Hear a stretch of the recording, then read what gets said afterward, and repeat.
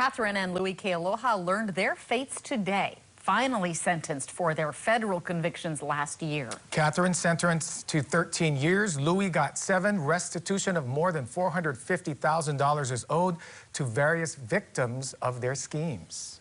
Now, the sentencing comes after a long pandemic-induced delay following their federal convictions last year. I was in court today as the judge admonished the Kealohas for their conduct, but also the county for allowing this to happen. Former County Deputy Prosecutor Catherine Kealoha, former Honolulu Police Chief Louis Kealoha, and 2 HPD officers were convicted last year in a federal conspiracy and obstruction case for framing her uncle in a staged mailbox heist. The Kealohas both pled guilty in a separate bank fraud case, and Catherine pled guilty in a 3rd indictment involving drugs. Catherine was up first for sentencing, entering Judge Michael Seabright's courtroom in a beige prison jumpsuit.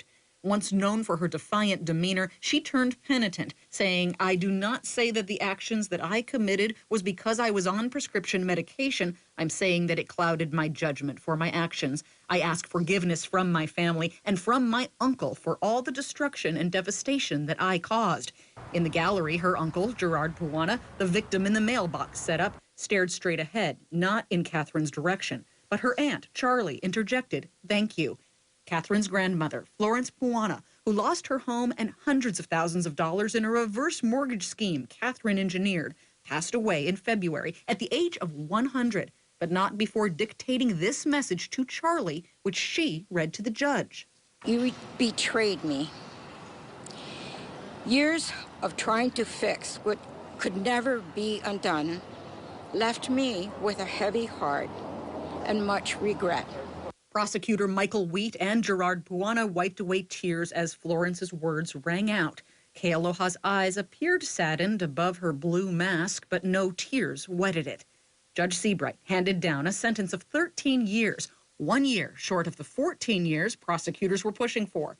She must also pay more than $450,000 in restitution, most going to the estate of Florence Puana and a share to Gerard Puana, as well as to the Taito siblings from whom she bilked 6 figures by raiding their trust following their father's death.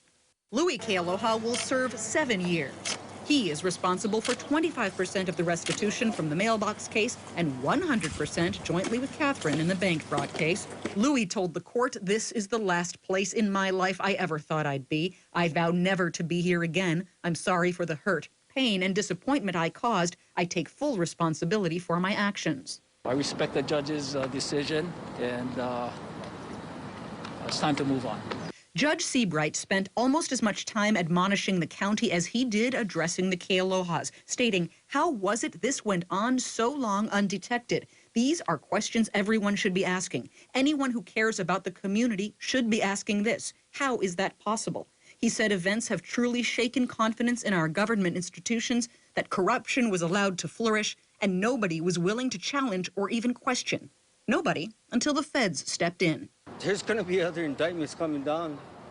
There's just, again, it's just, the state is corrupt. It's been that way my whole life.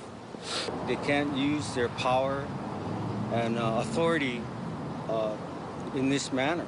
It's just, it'll catch up to you.